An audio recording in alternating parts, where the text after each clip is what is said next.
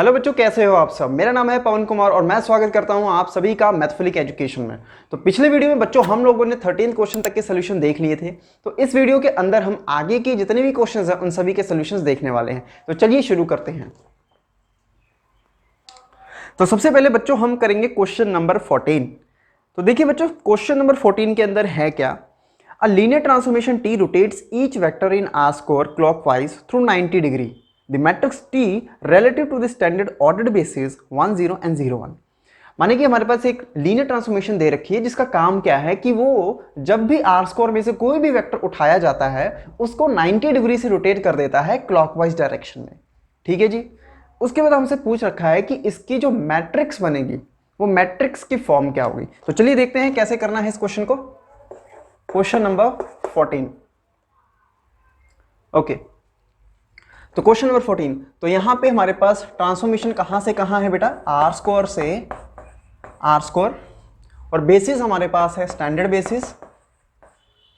Okay, 1 0 and 0 1। ठीक है जी। और इसका काम क्या है, let v from r square t of v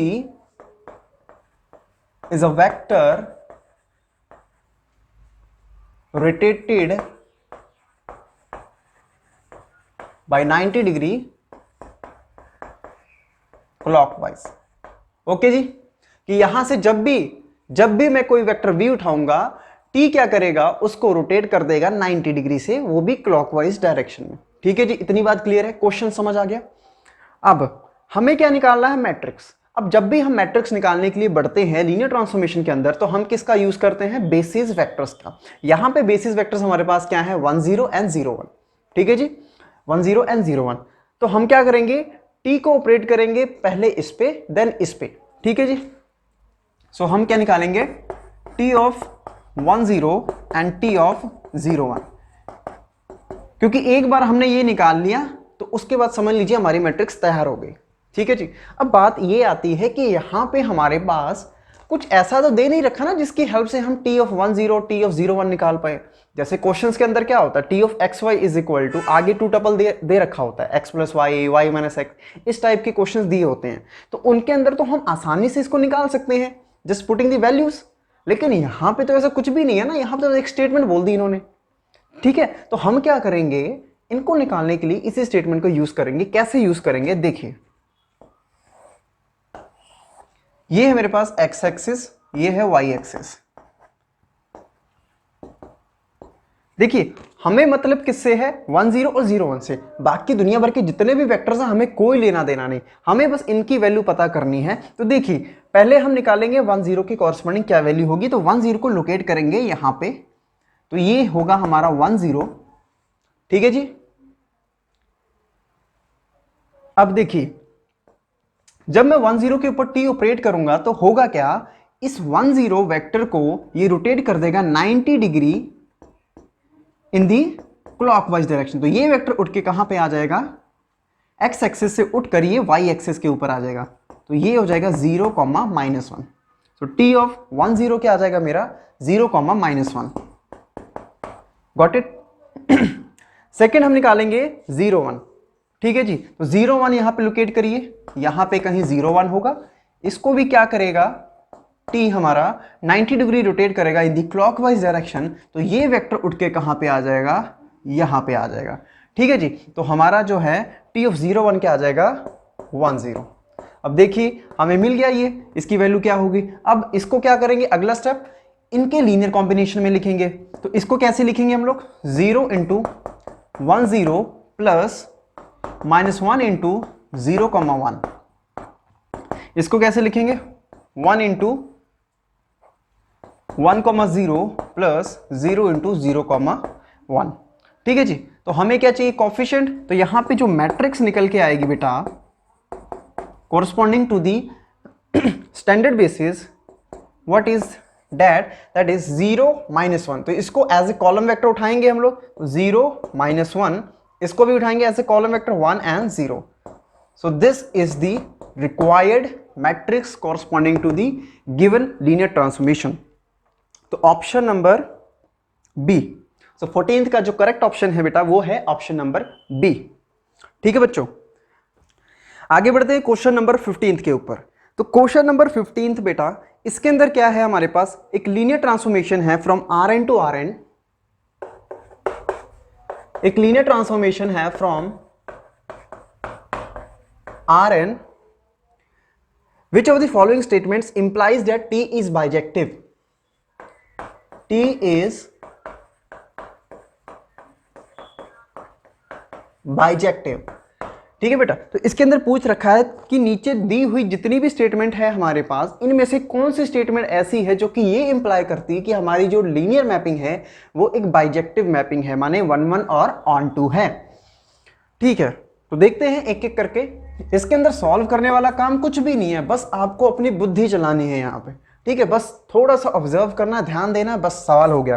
पहला ऑप्शन वो कह रहा है नलिटी अगर मैं n ले लूं, देखिए बाइजेक्टिव माने 1 1 प्लस ऑन टू, इतनी बात क्लियर है। ठीक है, देखिए फर्स्ट ऑप्शन क्या कह रहा है कि नलिटी अगर मैं n ले लूं, ठीक है, नलिटी अगर मैं n ले लूं तो क्या t मेरा बाइजेक्टिव होगा? तो भैया ध्यान से देखिए आप, t क्या है, अगर बाइजेक्टिव होता है तो इसकी नलिटी क्या होती है? 0। तो यहां पे देखिए बच्चों, जो नलिटी है वो है 0। अगर t बाइजेक्टिव होता तो नलिटी क्या आनी चाहिए? 0। लेकिन फर्स्ट ऑप्शन के अंदर आप ध्यान से देखिए, वो कह रहा है कि नलिटी अगर मेरी n हो जाती है तो t मेरा बाइजेक्टिव हो जाता। तो ये तो सरासर झूठ है, तो फर्स्ट ऑप्शन तो गलत हो गया। सेकेंड ऑप्शन देखते हैं क्या है। सेकेंड ऑप्शन है rank of t is equal to nullity of t is equal to n। कह रहे रैंक भी n हो जाए और नलिटी भी n हो जाए, तो अगेन वही बात आ गई कि नलिटी तो 0 है ना भैया। तो नलिटी अगर 0 है बाइजेक्टिव के केस में और तुम कह रहे हो कि नलिटी n है, तो कहां से ये 1 1 हो जाएगा? जब 1 1 नहीं होगा तो बाइजेक्टिव की बात ही नहीं करेंगे हम लोग। ठीक है जी, तो सेकेंड ऑप्शन भी क्या हो गया? गलत हो गया। थर्ड ऑप्शन देखते हैं। थर्ड ऑप्शन कह रहा है कि rank of t plus nullity of t is equal to n। अब देखिए ये कुछ और नहीं है, ये रैंक नलिटी थ्योरम की स्टेटमेंट ही है, यस और नो। और इससे ये कह पाना कि t हमारा बाइजेक्टिव होगा, ये गलत होगा। क्यों? क्योंकि ये तो कोई भी लीनियर ट्रांसफॉर्मेशन आप ले आओ ना, उसके लिए ट्रू होती है। एग्री करते हो इस बात से कि नहीं करते? तो ये तो हमेशा ही ट्रू होती है, और इससे ये कह पाना कि t बाइजेक्टिव है, ये गलत होगा। ठीक है, वो हो सकता बाइजेक्टिव ना हो सकता बाइजेक्टिव हो। ठीक है, तो इससे डायरेक्ट कंक्लूड कर पाना बाइजेक्टिव होना, तो ये तो बिल्कुल गलत हो जाएगा। तो ये ऑप्शन भी गलत हो गया। ठीक है जी, अगला ऑप्शन देखिए, पार्ट बी का क्वेश्चन है, फर्स्ट सेकंड थर्ड गलत हो गया, तो ऑप्शन डी ही इसका करेक्ट आएगा। ठीक है, लेकिन देखते हैं ऑप्शन डी से कैसे ये बाइजेक्टिव आता है। तो क्वेश्चन नंबर है हमारा, पार्ट नंबर है 4th, वो कह रहा है कि rank of T minus nullity of T अगर मेरा n हो जाए तो t मेरा क्या हो जाएगा? बाइजेक्टिव हो जाएगा। तो देखिए यहां पे कि rank of t minus nullity of t is equal to n है। ठीक है, अगर मेरा मैपिंग यहाँ पे 1 1 होता, देखिए बाइजेक्टिव के लिए 1 1 होना चाहिए और ऑन टू होना चाहिए। ठीक है जी, और यहाँ पे देखिए डायमेंशन दोनों की क्या है, इसकी भी n है, इसकी भी n है। अगर मेरा t 1 1 हो जाएगा तो t मेरा ऑन टू अपने आप ही हो जाएगा। हमें रिजल्ट याद है, फर्स्ट क्वेश्चन के अंदर लगाया था।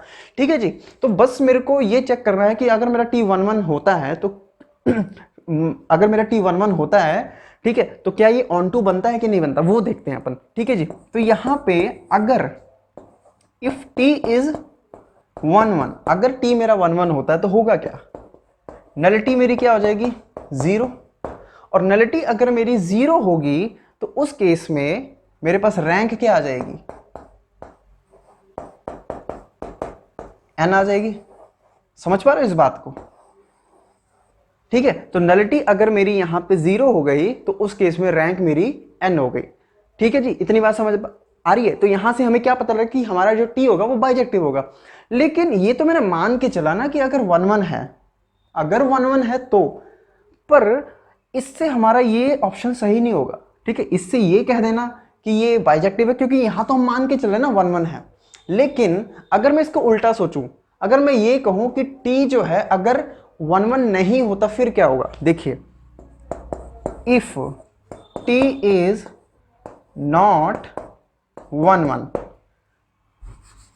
if t is not 1 1, ठीक है, ये तो हमने कहा 1 1 है। अगर टी 1 1 नहीं होता तो क्या दिक्कत आएगी, ठीक है, वो देखिए। अगर टी 1 1 नहीं होता तो पक्की बात है इसकी नलिटी क्या आएगी, एटलीस्ट 1 आएगी।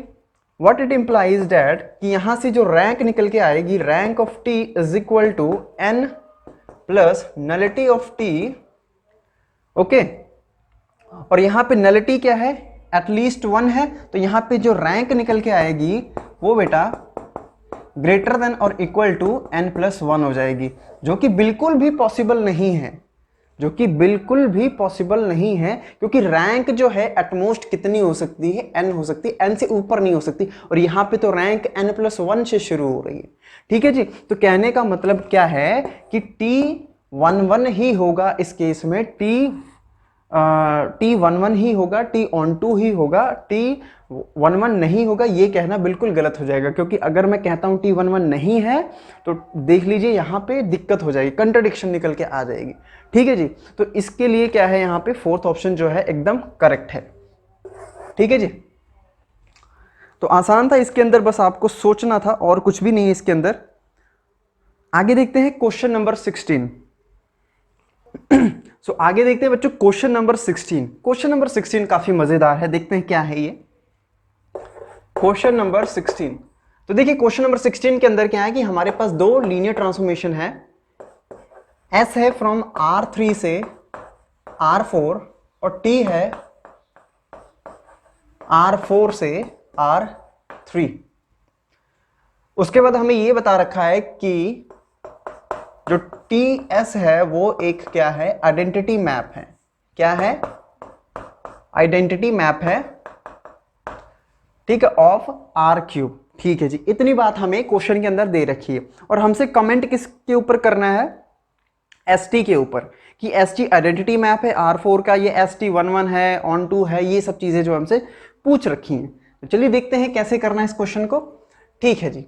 तो देखिए इस क्वेश्चन के अंदर क्या है कि जो भी आपको दे रखा है आपको उसको ऑब्जर्व करना है, उससे जो कुछ भी आपको पता चलता है उसको यूज करना है आपने, ठीक है जी। तो देखते हैं कि क्या हमें पता लग सकता है जो कुछ भी हमें दे रखा है। तो पहले एस का देखते हैं, ठीक है, पोस्टमार्टम करना है इसका, ठीक है। तो एस देखिए हमारे पास क्या है, R3 से R4 है। ध्यान से देखिए यहाँ पे जो डोमेन वाला वेक्टर स्पेस है और कोडोमेन वाला वेक्टर स्पेस है, तो इसकी जो डायमेंशन है छोटी है इससे, तो इससे ये इंप्लाई होता है कि एस कभी भी ऑन टू नहीं हो सकता। तो S can't be onto, agree करते हो इस बात से। सेकंड, टी की बात करते हैं। यहां पे ध्यान से देखिए, यहां पे डोमेन वाले की जो डायमेंशन है वो इससे बड़ी है, तो यहां से टी कांट बी 1 1, ठीक है जी। दो बातें तो पता लग गई कि एस कभी ऑन टू नहीं हो सकता, टी कभी 1 1 नहीं हो सकता, एग्री करते हो इस बात से। और क्या पता लग सकता है, अब इसको देखिए, T S is equal to I. I क्या है, आइडेंटिटी मैप है। आइडेंटिटी मैप हमें पता है एक बाइजेक्टिव मैपिंग होती है। अगर आई बाइजेक्टिव है तो इंप्लाइज द टीएस भी बाइजेक्टिव होगा, टीएस इज बाइजेक्टिव, ठीक है जी। और टीएस अगर बाइजेक्टिव है तो इससे हमें क्या पता लगता है कि जो एस है वो 1 1 है एंड जो टी है वो ऑन टू है, एग्री करते हो इस बात से।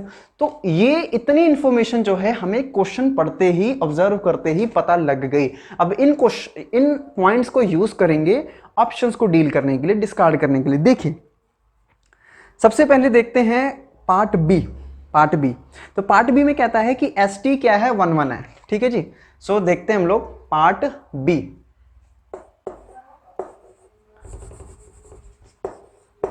ठीक है, पार्ट बी में क्या कह रहा है वो कि एस टी क्या है, 1 1 है बट वांट टू नहीं है। देखिए मान के चलते हैं, ठीक है, लेट कर लेते हैं, जैसा वो कह रहे हैं मान के चलते हैं, ठीक है। इफ एस टी इज 1 1, अगर एस टी मेरा 1 1 होता है तो इससे मेरे को क्या पता लगेगा कि जो टी है मेरा 1 1 होगा, एग्री कर तो इस बात से। अगर एस टी मेरा 1 1 होगा तो टी मेरा 1 1 होगा। ये कुछ रिजल्ट हैं, आपको याद होंगे आई हो, अगर नहीं याद है तो उसको रिवाइज कर लेना एक बार, ठीक है। एस टी अगर मेरा 1 1 है तो टी मेरा क्या होगा, 1 1 होगा। टी मेरा 1 1 होगा, और अभी तो हम करके हटे हैं भैया, टी 1 1 हो ही नहीं सकता, ठीक है जी। तो इसका मतलब बी ऑप्शन मेरा गलत है। उसके बाद आगे बढ़ते हैं पार्ट सी के ऊपर। तो पार्ट सी में कह रहा है कि एस टी मेरा ऑन टू होगा बट 1-1 नहीं होगा। देख लेते हैं। If S T is onto, अगर मेरा एस टी ऑन टू होता है तो उस केस में एस मेरा ऑन टू होगा। एग्री करते हो इस बात से? S is onto. अब अगेन एस कभी ऑन टू हो ही नहीं सकता, तो भैया ये ऑप्शन तो गलत हो गया ना, गलत बोल रहा है ये। ठीक है, तो सी ऑप्शन भी गया यहां से। अगला देखते हैं ए पार्ट। तो ए पार्ट में क्या बोल रहा है वो कि एस टी मेरा क्या है, आइडेंटिटी मैप है। क्या है मेरा? आइडेंटिटी मैप है। तो अगर एस टी मेरा आइडेंटिटी मैप हुआ, आइडेंटिटी मैप माने कि एस टी मेरा बाइजेक्टिव होगा, तो if S T is bijective, ठीक है, if S T is bijective, ठीक है जी। अगर एस टी बाइजेक्टिव हुआ तो पक्की बात है टी क्या होगा, 1-1 होगा, एस क्या हो गया, ऑन टू। बट यार अभी तो करके हटे हैं, टी 1-1 नहीं हो सकता, एस ऑन टू नहीं हो सकता, ये तो फिर सरासर गलत है। तो ए ऑप्शन भी गलत है, ए भी गलत, बी भी गलत, सी भी गलत। तो करेक्ट आंसर क्या आएगा? Option number D. ठीक है जी, तो यहां पे करेक्ट ऑप्शन क्या आएगा? Option number D. आसान था, मजेदार था, इंटरेस्टिंग था। सो अगला देखते हैं बच्चों क्वेश्चन नंबर 17। अब क्वेश्चन नंबर 17 के अंदर क्या है हमारे पास? V एक वेक्टर स्पेस है for all the real polynomials of degree at most 3। Define S is a linear transformation from V to V by S of Px is equal to Q of X for every Px coming from V। यहाँ पे X की जगह P आएगा, correction कर लेना। For every Px coming from V where Qx is equal to P of X plus 1 then the matrix of S in the basis this। कहने का मतलब क्या है? इसके अंदर हमें एक लीनियर ट्रांसफॉर्मेशन दे रखी है और उसके कॉरस्पॉन्डिंग हमें मैट्रिक्स पूछ रखी है, तो वही पुराना वाला काम। ठीक है जी, सो देखते हैं क्वेश्चन नंबर 17। तो हमारे पास क्या है? S एक लीनियर ट्रांसफॉर्मेशन है फ्रॉम V टू V, और V की डायमेंशन यहाँ पे क्या है? नोट करिए, डायमेंशन ऑफ V यहाँ पे क्या आएगी? V क्या है? Vector space of all the real polynomials of degree at most 3, तो इसकी डायमेंशन आएगी बेटा 4। ठीक है जी, और हमारे पास S क्या दे रखा है? S of Px is equal to Q of X, और Q ऑफ X नीचे डिफाइन कर रखा है P of X plus 1 for every P of X coming from V। इतनी बात हमें दे रखी है, और बेसिस भी हमें बता रखा है 1x x square and x cube. Standard basis है, ध्यान से देखिए, और हमें मैट्रिक्स जो है बतानी है। ओके ठीक है जी, देखते हैं। तो हमें क्या निकालना है? s of 1, s of x square and s of x cube, यही सब निकालना है इसके अंदर। ठीक है जी, यही सब निकालना है। ठीक है, तो देखिए मैट्रिक्स निकालने के लिए हम यही करेंगे, इसको निकालेंगे, इसको निकालेंगे, इसको निकालेंगे, इसको निकालेंगे। ठीक है, अच्छी बात है, करना चाहिए, ऐसे ही करना चाहिए, लेकिन पेपर के अंदर हमें बचाना है समय। ठीक है, क्या बचाना है? समय। तो ये वाला मेथड हम नहीं लगाएंगे, नहीं लगाएंगे, बिल्कुल नहीं लगा। हम क्या करेंगे, देखते हैं क्या करना है। ठीक है जी, तो इसको तो पहले मैं इरेज कर देता हूं। ठीक है, ये वाला मेथड हमने लगाना ही नहीं है। ओके, हमने यहाँ पे क्या करना है, जो फास्टेस्ट अप्रोच है हमने वो क्या लगाना है यहाँ पे। तो यहाँ पे देखिए P ऑफ X जो है वो V में से आ रहा है। V क्या है? जिसके अंदर एटमोस्ट 3 डिग्री वाली पॉलिनोमियल्स है, तो उसकी शक्ल कैसी होगी? P ऑफ X कैसा होगा? A0 plus A1x plus A2 of x square plus A3 of x cube, कुछ ऐसा ही होगा। एग्री करते हो इस बात से? अब जब मैंने P के ऊपर S ऑपरेट किया तो मेरे पास क्या आया? P of x plus 1। तो मतलब यहां पे मेरे पास क्या आएगा?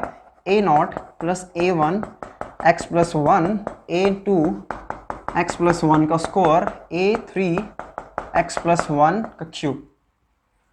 ठीक है जी, तो यहां पे देखते हैं। सो A0 plus A1 x plus A1 A2 x square plus 1 plus 2x x cube plus 1 plus 3x plus 3x square. यहां पे हम लोग क्या कर लेंगे? सारी टर्म्स को कंबाइन कर लेंगे, लाइक टर्म्स को। सो हमारे पास आ जाएगा A0 plus A1 plus A2 plus A3। Okay, and उसके बाद हमारे पास x की टर्म्स इकट्ठा कर लेंगे A1 plus 2a2 plus 2 of a2 plus यहाँ पे हमारे पास क्या आ जाएगा, दैट इज 3 ऑफ a3। ठीक है जी, ये आ गया हमारा x का कोएफिशिएंट प्लस x स्क्वायर वाली टर्म्स, तो यहाँ पे हमारे पास आ जाएगा a2 plus 3 of a3 and दो ही टर्म्स है, ओके। एंड लास्ट वाली जो हमारे पास आएगी वो आएगी एक्स क्यूब वाली, तो एक्स क्यूब वाली हमारे पास दो ही है, सॉरी दो नहीं है, केवल एक है, that is a3 of x cube. ठीक है जी, तो ये हमारा बन गया s of p of x। ठीक है, ये हमारे पास ट्रांसफॉर्मेशन है। अब यहां पे देखिए जो p ऑफ x है a0, a1, a2, a3 इन्हीं पे डिपेंड कर रहा है ना, ये तो वेक्टर्स है हमारे पास 1x, x और x क्यूब। तो क्या मैं p ऑफ x को ऐसे लिख सकता हूं,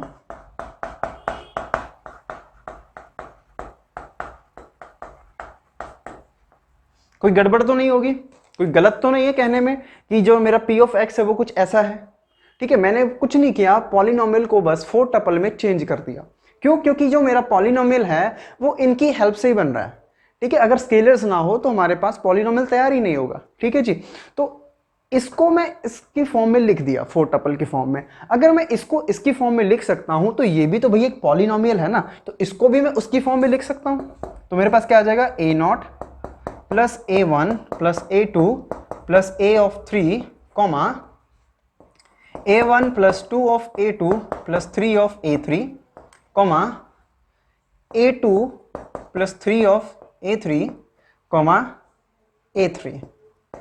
ठीक है जी, अब ध्यान से देखिए, यहां पे s ऑफ मैं क्या कर रहा हूं, p की जगह मैंने a0, a1, a2 and a3 डाला और मेरे पास क्या आ गया, ये आ गया। अब देखिए पूरा का पूरा क्वेश्चन हमारा जो है कैसे किस फॉर्म में रिजॉल्व हो गया। देखिए यहां पे क्या है हमारे पास, इसको मैं कंसीडर कर सकता हूं। अब मेरा क्वेश्चन कुछ ऐसा बन गया कि जो मेरा s है, s मेरा कहां से कहां है, R4 से R4। एग्री कर पा रहे इस बात को कि मैंने क्वेश्चन की शक्ल ही चेंज कर दी, दिया क्या हुआ था और बना क्या दिया, हमने पूरे क्वेश्चन को एकदम से चेंज कर दिया, हमने R4 से R4 में मैपिंग को ले आए। ठीक है जी, अब हमें पता है यहां से मैट्रिक्स बनाना बहुत ही आसान है, मैट्रिक्स बनाना बहुत ही आसान है। और क्योंकि आसान इसलिए है क्योंकि स्टैंडर्ड बेसिस है, तो हम लोग यहां पे लगाएंगे ट्रिक। ठीक है, कैसे ट्रिक लगाएंगे बताता हूं। तो देखिए ट्रिक क्या लगानी है मैट्रिक्स बनाने के लिए इसको, तो देखिए मेरी मैट्रिक्स कौन से ऑर्डर की बनेगी, 4 क्रॉस 4 ऑर्डर की। एग्री करते हो इस बात से? ठीक है जी, तो मैट्रिक्स कैसे तैयार करनी है हमने,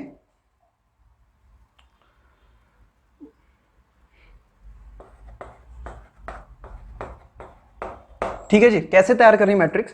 तो जैसे कि हम करके आए हैं कि ये जो हमारा लीनियर ट्रांसफॉर्मेशन है, तो यहां पे जो फर्स्ट कोऑर्डिनेट है ये हमें क्या देगा, हमारी मैट्रिक्स का फर्स्ट रो देगा। क्या देगा, फर्स्ट रो। सेकंड एलिमेंट हमें क्या देगा, सेकंड रो। ये क्या देगा, थर्ड रो। ये क्या देगा, फोर्थ रो। ठीक है जी, तो अगर इसके हिसाब से मेरा फर्स्ट रो तैयार होगा तो हमने देखना क्या, बस इनके कोफिशिएंट्स को देखना है, इनके कोफिशिएंट्स को देखना है। a0 का कोफिशिएंट 1 है, a1 का 1 है, a2 का 1 है, a3 का 1 है, तो हमारे पास क्या आ जाएगा, क्योंकि ये फर्स्ट रो तैयार करेगा। ठीक है जी, गॉट इट।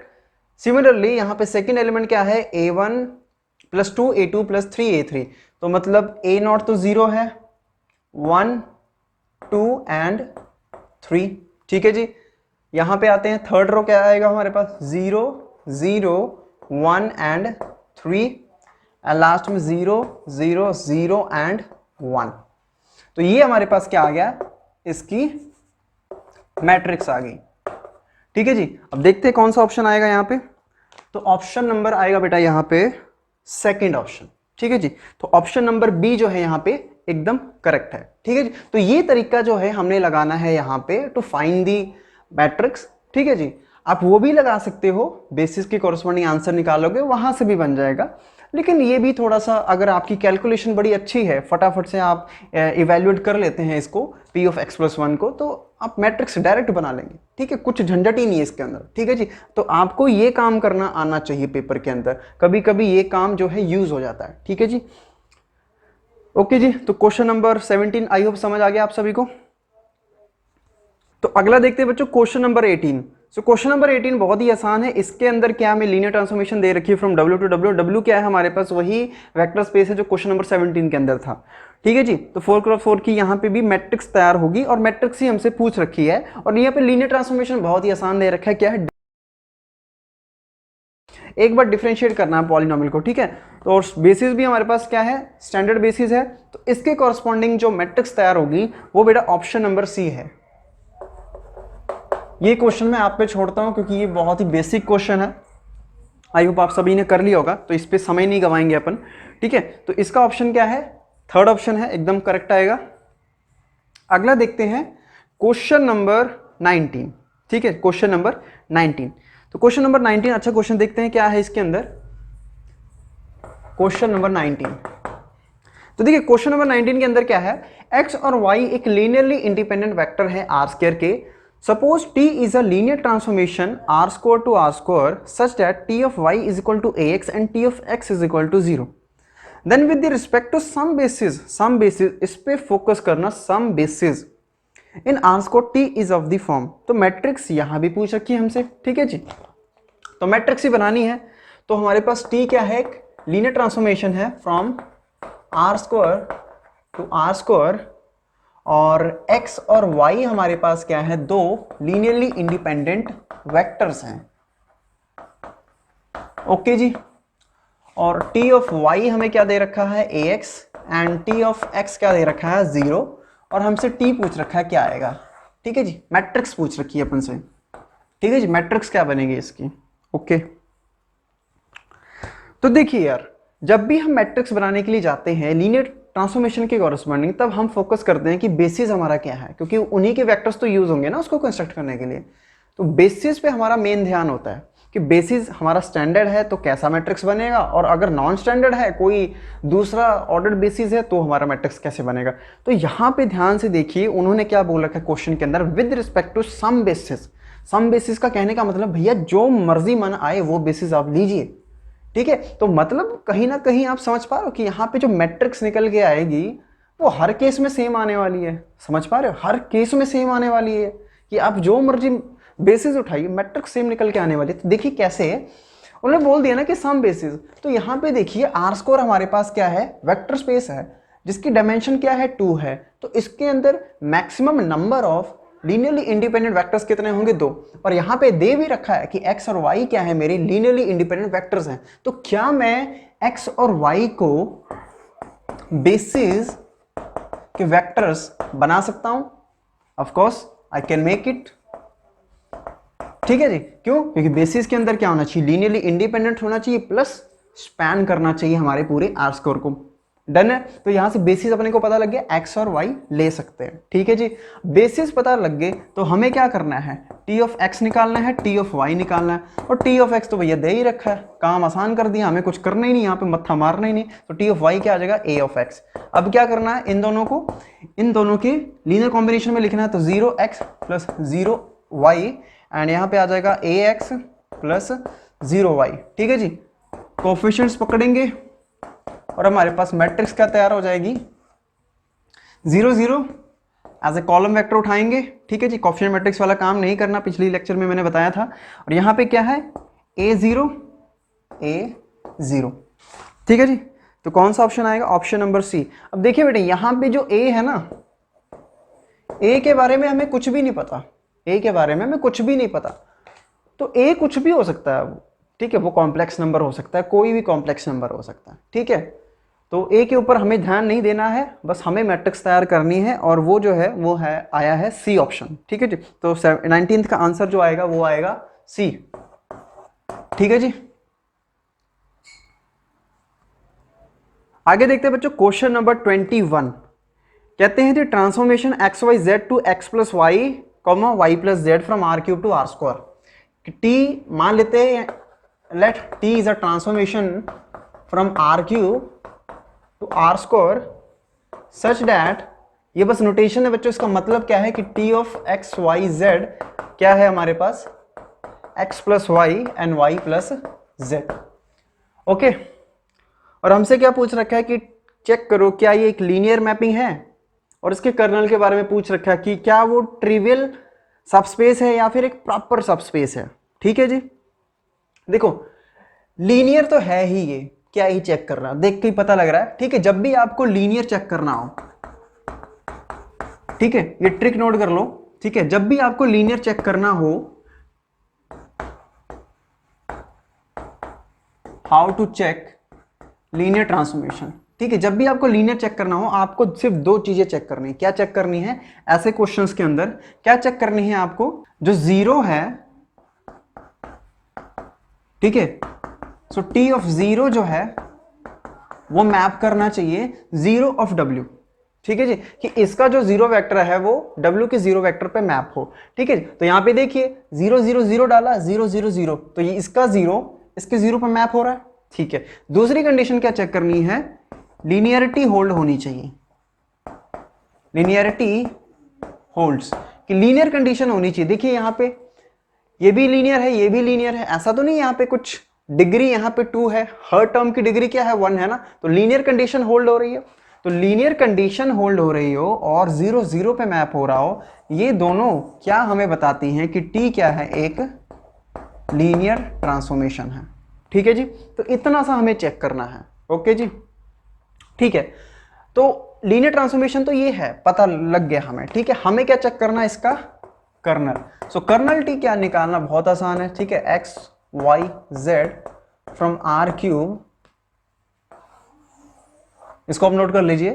ठीक है, such that T of x y and z is equal to 0, 0। ठीक है, इक्वेट कर दीजिए, तो हमारे पास क्या आ जाएगा? x plus y is equal to 0 and y plus z is equal to 0।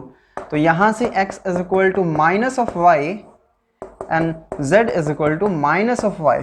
तो व्हाट इट इंप्लाइज कि हमारे पास कर्नल क्या आएगा? Minus y, y and minus Y.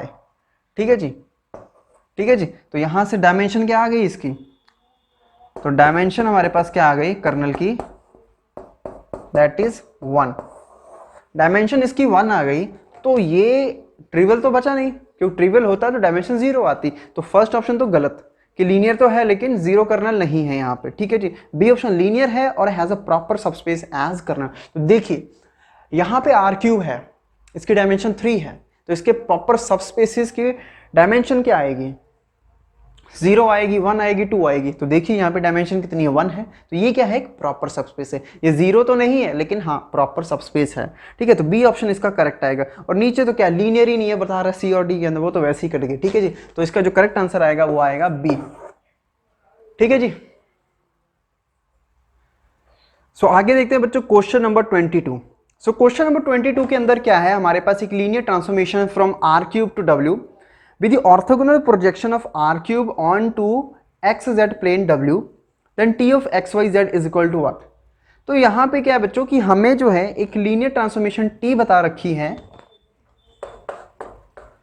जो कि कहां से है? r क्यूब से w, such that the orthogonal projection of r cube onto xz plane, such that orthogonal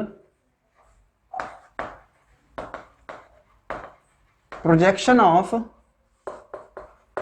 r cube onto z plane। समझ पा रहे इस बात को कि कहने का मतलब क्या है कि ये t काम कैसे कर रहा है? वो कह रहा है कि जब जब आप इसमें से कोई वेक्टर उठाओगे, कैसा वेक्टर उठाओगे? x y z टाइप के। जब जब आप इसमें से कोई वेक्टर उठाओगे तब तब t क्या करेगा? उसकी ऑर्थोगोनल प्रोजेक्शन लेगा। कहां पे लेगा? एक्स जेड प्लेन के ऊपर लेगा। कहां पे लेगा? एक्स जेड प्लेन के ऊपर।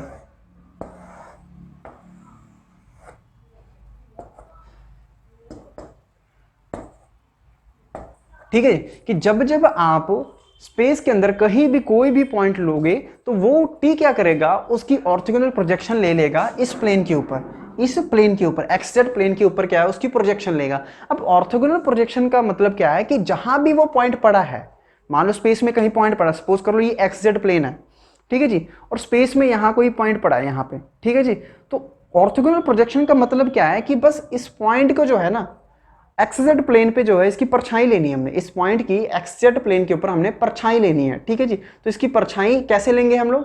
ठीक है, हम कैसे देखेंगे इसको? मान लीजिए ये एक्स जेड प्लेन है, ये ऊपर पॉइंट है, ऊपर से हमने टॉर्च, ठीक है, टॉर्च जलानी है, ऊपर से मैंने टॉर्च जलाया, जब ऊपर से मैं टॉर्च जलाऊंगा तो ये जो पॉइंट है उसकी परछाई इस प्लेन के ऊपर पड़ेगी, डेफिनेटली पड़ेगी। तो जहां भी इस पॉइंट की परछाई जहां भी इस प्लेन पे पड़ेगी वो पॉइंट हमारा एक्चुअल में क्या होगा, T of x comma y comma z होगा। समझ पा रहे हो इस बात को कि ये पॉइंट है, ऊपर से हमने टॉर्च जलाई तो उस पॉइंट की शेडो जो है इस प्लेन के ऊपर आई और वो पॉइंट क्या होगा एक्चुअल में, T of x Y z होगा। ठीक है जी। तो कहने का मतलब क्या है कि अगर मेरा कहीं यहाँ पे पॉइंट पड़ा है स्पेस में, ठीक है, यहाँ पे एक्स वाई जेड पॉइंट कहीं पे पड़ा है, यहाँ पे सपोज कर लीजिए एक्स वाई जेड कहीं पॉइंट पड़ा है, तो इसकी प्रोजेक्शन मेरी क्या होगी, यहाँ पे कहीं होगी। ठीक है जी। और यहां पे क्या कैसी प्रोजेक्शन होगी, आप नोटिस करिए, एक्स जेड प्लेन के ऊपर मेरा y क्या होगा, 0 होगा। ठीक है, लेकिन x और z कोऑर्डिनेट तो सेम होगा। ठीक है, तो जितनी वैल्यू यहां पे x की थी, ठीक है, उतनी वैल्यू यहां भी x की रहेगी, और जितनी वैल्यू यहां पे z की थी उतनी वैल्यू यहां पे z रखेगी। मतलब हमने बस ऊपर से टॉर्च मारना है यहां पे,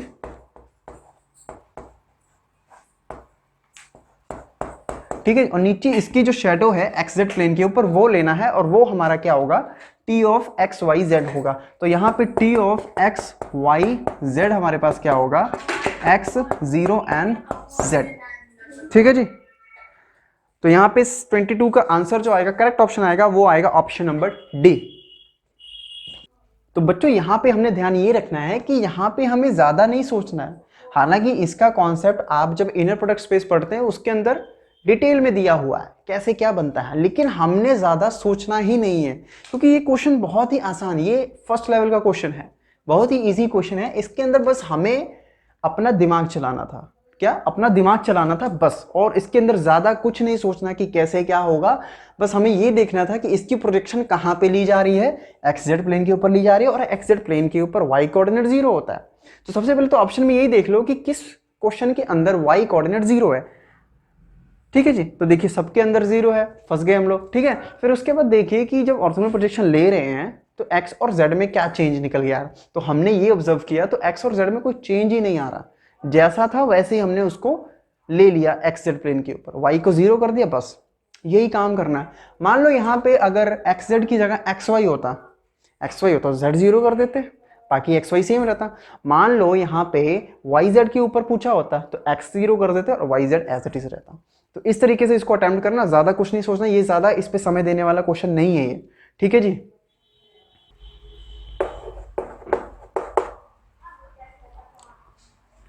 सो अगला देखते हैं बच्चों क्वेश्चन नंबर 23 के अंदर क्या है, v1 v2 v3 is the basis of v is equal to R cube. एक लीनियर ट्रांसफॉर्मेशन दे रखी है, that is t of v to v, और v एक्चुअली क्या है हमारे पास आर क्यूब है, और ये हमें क्या दे रखा है, बेसिस। ओके, और हमारे पास क्या दे रखा है कि t ऑफ जो v1 है,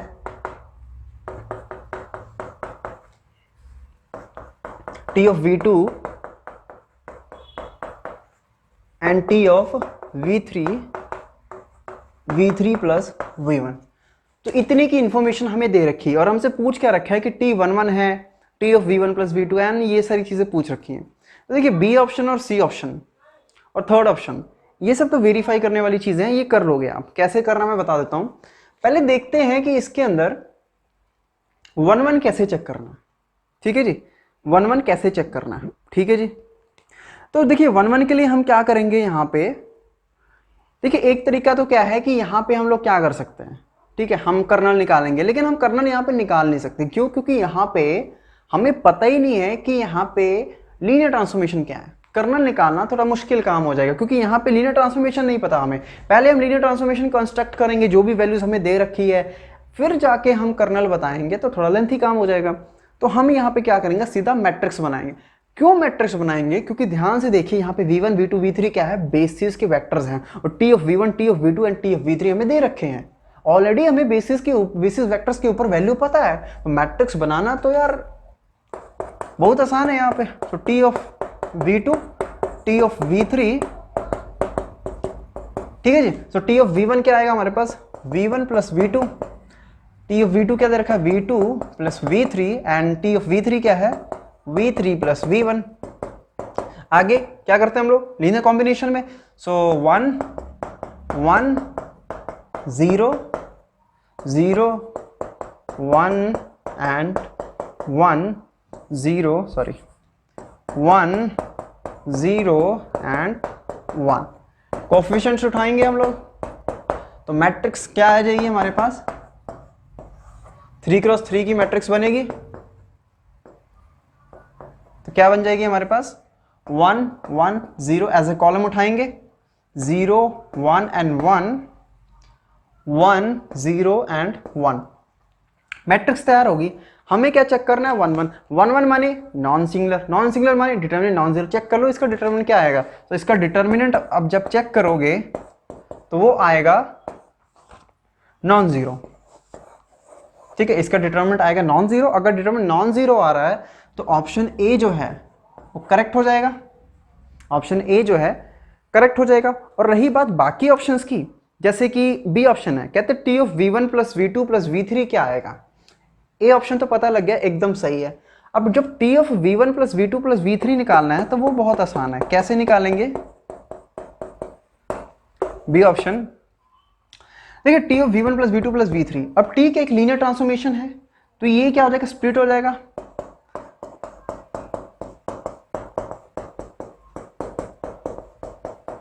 ठीक है जी। अब देखिए टी ऑफ वी वन ये है, टी ऑफ वी टू ये है, टी ऑफ वी थ्री है, इन सबको ऐड करना है। ऐड करके किस एंगल से जीरो बन रहा है, ये किसी भी एंगल से नहीं, it is not equal to zero. तो बी ऑप्शन तो ऐसे ही गलत हो गया। इसी तरीके से आपको सी ऑप्शन भी निकालना है और डी ऑप्शन भी निकालना है, ये आप वेरीफाई कर लेना, बहुत ही आसान काम है। ठीक है जी। सो आगे देखते हैं बच्चों क्वेश्चन नंबर 24। सो 24 के अंदर क्या हमारे पास स्टैंडर्ड बेसिस है E1 E2 and E3 of R cube and linear transformation है from R cube to R cube and as a matrix representation image of T under image under T of 2 1 2। तो यहाँ पे देखिए उल्टा काम हो रखा है। अभी तक हमने कैसे क्वेश्चंस किए जिसके अंदर हमें ट्रांसफॉर्मेशन दे रखी थी और हमें क्या पता करना, मैट्रिक्स पता करनी थी। लेकिन इसके अंदर क्या है, यहाँ पे क्या है कि आपको मैट्रिक्स दे रखी है और हमसे क्या पूछ रखी है कि भैया ये पॉइंट हमने दे दिया आपको, अब इस पे टी की क्या वैल्यू होगी बताइए फटाफट से। तो काम एकदम उल्टा हो गया। तो कैसे इसको करना है, ऐसे क्वेश्चंस को कैसे करना, आइए देखते हैं। देखिए बेसिस पता लग गया, क्या है, E1 है, E2 है, E3 है, स्टैंडर्ड बेसिस है। ठीक है जी। साथ में हमें ये दे रखा है कि इसकी जो मैट्रिक्स है वो क्या है हमारे पास, 2 1 एंड 3, 1 -1 एंड 1 -1 1 एंड -2। ठीक है जी। टी कहाँ से कहाँ है, R क्यूब से R क्यूब है, इतनी तो बात हमें पता ही चल गई। ठीक है जी। और हमसे क्या पूछ रखा है, टी ऑफ 2 1 एंड 2 ये पता करना है। ठीक है जी।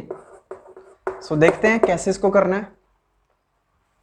देखिए 2 1 2 हमें पता करना है। तो देखिए, तो सबसे पहला हमारा स्टेप क्या होगा यहाँ पे, देखिए हमारा सबसे पहला स्टेप क्या होगा कि हमें यहाँ पे T of E1 T of E2 और टी ऑफ E3 पता करना है। क्योंकि T of E1 T of E2 और टी ऑफ E3 जब हमें पता लग जाएगा तो हम बहुत ही आसानी से टी ऑफ 2 1 2 निकाल सकते हैं। कैसे, आइए देखते हैं। देखिए 2 1 2 किसका वेक्टर है, R क्यूब का। R क्यूब का बेसिस क्या है, E1 E2 E3। तो पक्की बात है 2 1 2 को मैं इन सभी के लीनियर कॉम्बिनेशन में लिख सकता हूं। So 2 1 2 can be written as C1 times E1 C2 times E2 C3 E3। Agree करते हो इस बात से। उसके बाद जैसे ही मेरे को पता लग गया कि C1 क्या है, C2 क्या है, C3 क्या है, मैं क्या कर दूंगा, दोनों साइड T को ऑपरेट कर दूंगा। ठीक है जी।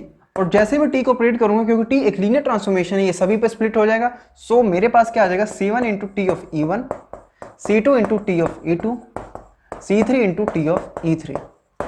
तो अब देखिए C1 C2 C3 तो हमें पता लग गया, मान लो किसी तरीके से हमने पता कर लिया। ठीक है ना। और T of E1 T of E2 और टी ऑफ E3 हमें पता करना रह जाएगा। क्योंकि ये पता लग गया तो भाई हमारे पास इसका आंसर आ जाएगा। तो हमारा मेन क्या फोकस रहेगा कि हम टी ऑफ ई वन पता करें, टी ऑफ ई टू पता करें, टी ऑफ ई थ्री पता करें, C1 C2 एंड C3 पता करें। ठीक है जी। अब यहाँ पे ध्यान से देखिए C1 C2 और C3 कैसे पता करेंगे। देखिए E1 हमें पता है, E2 पता है, E3 पता है। देखिए ठीक है, 2 1 and 2 is equal to C1 रखेंगे। पहला वेक्टर क्या है E1 1 0 0, दूसरा क्या है 0 1 एंड 0, तीसरा क्या है 0 0 एंड 1। तो इसको मैं कैसे लिख सकता हूं C1 C2 एंड C3। ठीक है जी। ठीक है, तो यहां से मेरे पास क्या आ गया, C1 की वैल्यू 2 आ गई, C2 की वैल्यू 1 आ गई, C3 की वैल्यू 2 आ गई। तो मतलब मेरे को C1 C2 और C3 की वैल्यू तो पता लग गई। तो क्या क्या आ जाएगा यहाँ पे, that is T of E1 and T of E2 1 आ गया, और यहाँ पे T ऑफ E3। अब मेरे को T of E1 T of E2 and T of E3 निकाल। अब ये कैसे निकाल, अब इसको निकालने के लिए हम क्या करेंगे, मैट्रिक्स का यूज करेंगे। अब देखिए कैसे यूज करेंगे। देखिए हमें बताया है जब हम लीनियर ट्रांसफॉर्मेशन से मैट्रिक्स कंस्ट्रक्ट करने जाते हैं तो हम लोग क्या करते हैं, T ऑफ E1 निकालते हैं, T ऑफ E2 निकालते हैं, T ऑफ E3 निकालते हैं। फिर तो जो T ऑफ E1 आता है वो कुछ ना कुछ आएगा, फिर उसको हम क्या करते हैं E1 E2 और E3 के लीनियर कॉम्बिनेशन में लिखते हैं।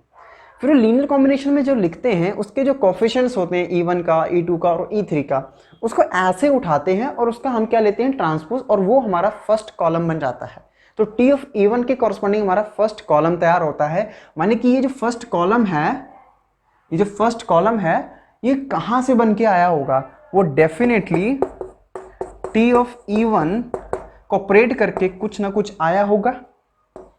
ठीक है जी, कुछ ना कुछ आया होगा, फिर उसको हमने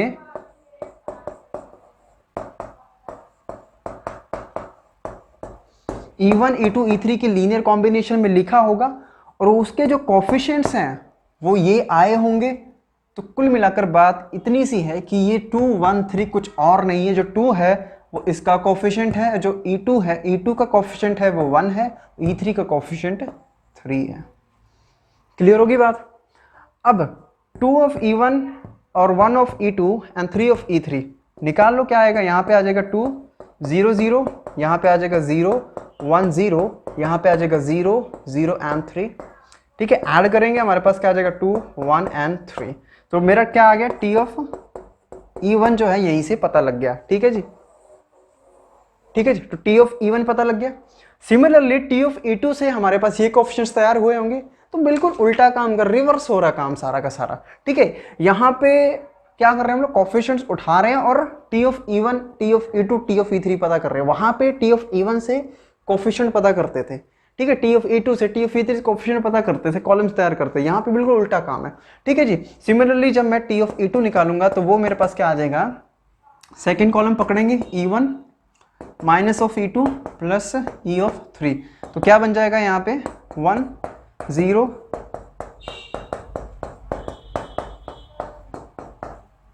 ठीक है जी, क्या बन जाएगा मेरे पास 1 माइनस 1 एंड एक सेकेंड या 1।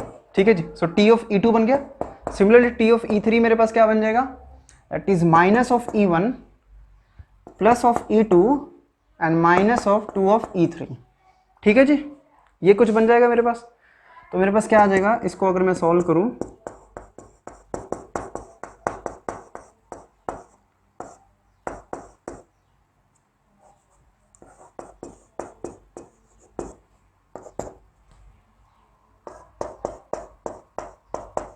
ठीक है जी,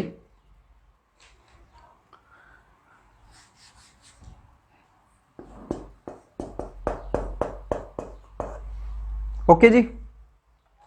तो ये मेरे पास क्या आ गया, T ऑफ E3। अब देखिए मेरे पास T ऑफ E1 आ गया, T ऑफ E2 आ गया, T ऑफ E3 आ गया। अब चुपचाप क्या करना है, यहाँ पे सब्स्टिट्यूट करेंगे। सब्स्टिट्यूट करने के बाद आपका जो आंसर है वो आएगा बेटा,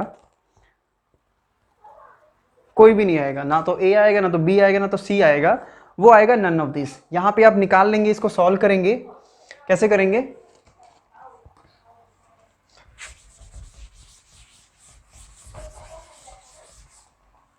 तो कैसे करेंगे हम लोग कि जो T ऑफ 2 1 2 आएगा हमारे पास वो क्या आएगा, that is 2 into T of E one क्या है, 2 1 3, 2 1 एंड 3 प्लस यहाँ पे क्या है 1 of T E two, so T of E two क्या है हमारे पास 1 माइनस 1 1 प्लस उसके बाद क्या है हमारे पास 2 ऑफ टी ई थ्री, और टी ऑफ ई थ्री क्या है -1 1 एंड -2।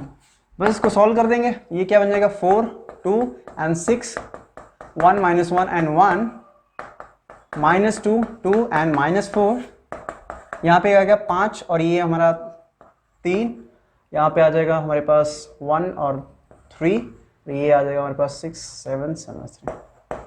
ठीक है जी, ठीक है 3 3 3। ओके जी, तो हमारे पास क्या आ जाएगा टी ऑफ 2 1 2 क्या आ जाएगा हमारे पास 3 3 एंड 3, जो कि इसमें से ए बी सी में से कोई भी ऑप्शन नहीं है, इसलिए करेक्ट ऑप्शन क्या आएगा इसका, option number D, none of this. ठीक है जी, तो इस तरह के क्वेश्चंस को कैसे हैंडल करना है आई होप आपको समझ आ गया होगा। ठीक है जी, कि इसके अंदर पूरा काम क्या हो गया, एकदम रिवर्स हो गया, मैट्रिक्स दी थी पीछे आ गए हम लोग। ठीक है जी, किसी भी पॉइंट पे वैल्यू निकाल सकते हैं, ऐसे ही किसी भी पॉइंट पे वैल्यू निकाल सकते हैं। अप्रोच क्या लगानी है कि जिस वेक्टर पे वैल्यू निकालनी है उस वेक्टर को पहले आप क्या करिए, लीनियर कॉम्बिनेशन में लिखिए E1 E2 और E3 के, फिर क्या करिए दूसरा काम क्या कर, 2 स्टेप में क्वेश्चन होगा। पहला वही जो मैंने बताया लीनियर कॉम्बिनेशन में लिखिए, दूसरा काम क्या करना है, T of E1 T of E3 and T of E3 evaluate करिए, जैसे ही इवैल्यूएट किया आपका आंसर आ जाएगा फट से। ठीक है जी, ऐसे करना है क्वेश्चन नंबर 24।